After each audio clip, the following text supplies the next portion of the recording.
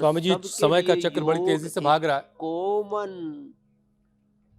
Liver के बाद अब जरा किडनी को भी थोड़ा उस पर भी काम कर लेते हैं। देखिए, लंबी उम्र चाहिए तो किडनी और ब्लड प्रेशर का काबू में रहना बड़ा जरूरी है। और आज लोग पानी कम पीते हैं, लोगों की आदत बन चुकी है, नमक खूब खा रहे हैं, नमकीन के जरिए, दूसरी चीजों के जरिए, ऊपर से नमक छिड़क छिड़क के खा रहे हैं और तनाव में रह रहे हैं। बीपी किडनी दोनों पर नमक असर मीठा। डाल रही है।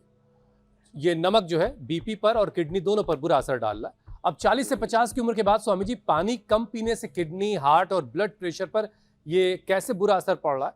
और क्या रोजाना पर्याप्त पानी, योग इन दोनों चीजों के जरिए किडनी की लाइफ को बढ़ाया जा सकता है? किडनी के लिए तीन चीजें तो जैसे आपने बताया बड़ी खतरनाक है। एक तो ज्यादा नमक, और दूसरा जितना भी सिंथेटिक फूड है, सिंथेटिक मेडिसिन है, विटामिन डी, B12 आदि न्यूट्रास्यूटिकल्स हैं। फिर कम पानी पीना, और आजकल तो गंदा पानी बहुत जगह आ रहा, अलग अलग प्रकार का। कम पानी पीना, गंदा पानी पीना, सोल्ट और स्वीट, सोल्ट और शुगर ये ज़्यादा प्रयोग करना,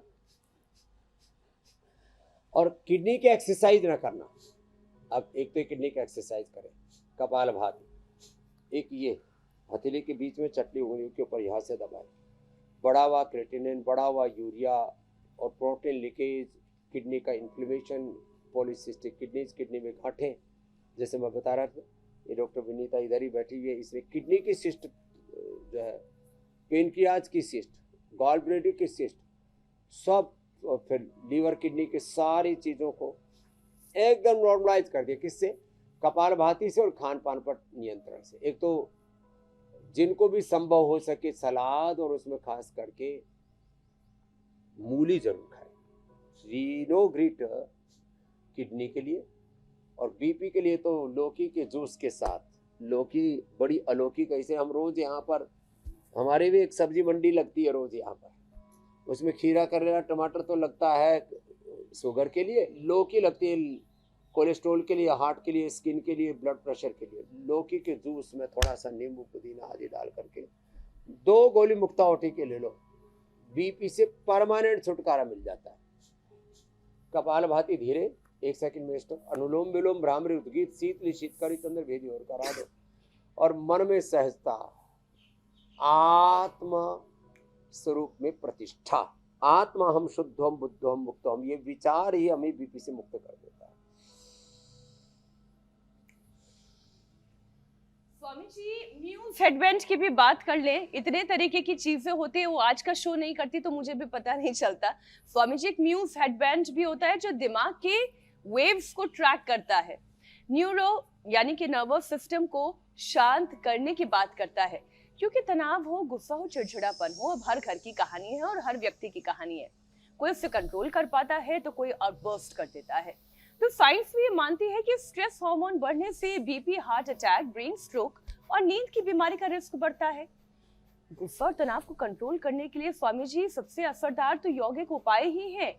लेकिन फिर भी चलिए, जो हेडबैंड लगा रहे हैं, जो इसे अफोर्ड कर सकते हैं, कर रहे होंगे स्वामी जी।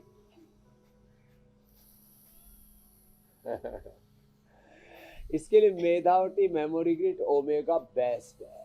इसके लिए बादाम रोगन नाक में डालना बेस्ट है। बादाम, अखरोट रात को 2-2 ही नग, ज्यादा नहीं, 5-5, 10-10 नहीं, 2-2 पीस बादाम, अखरोट, और थोड़े थोड़े 1-1 चुटकी सभी मगज रात को भिगो करके सुबह उसको घोट करके सिलबट्टे पर घोटे तो और ज्यादा अच्छा है।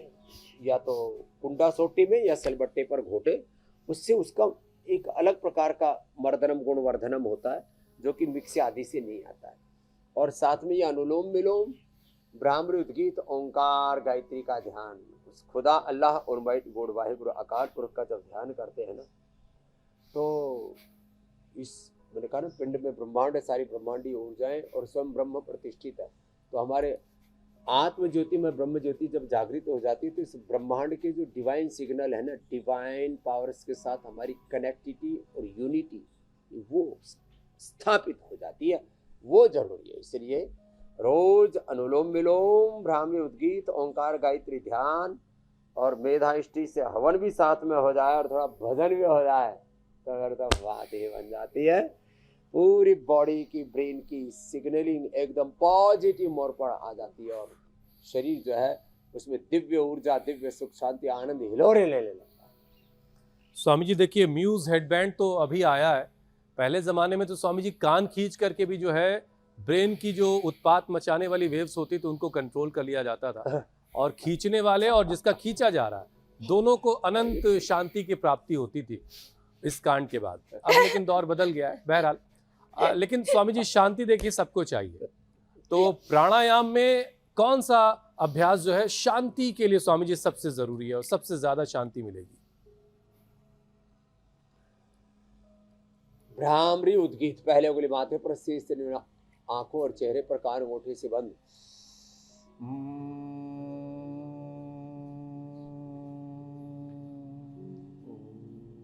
3 से 5 बार ओम। बुद्धं शरणं, धम्मं शरणं, संघं शरणं, वेदं शरणं, सत्यं शरणं, योगं शरणं गच्छामि। श्वासों के साथ विपश्यना, प्रेक्षा ध्यान, गुणातीत भावातीत, ट्रांसेंडेंट मेडिटेशन। प्राणों के साथ प्रणव ओंकार का ध्यान किया और उस परात्पर ब्रह्म खुदा अल्लाह अलमाइटी गॉड वायु अकाल पुरुष के साथ एकाकार हो गए। तो इस श्वासों पर जो ध्यान है ना, ये तो सबसे बड़ा समाधान है मेरे भाई। स्वामी जी काफी शांति मिल गई है, अब आपसे अनुमति लेने का वक्त हो गया है।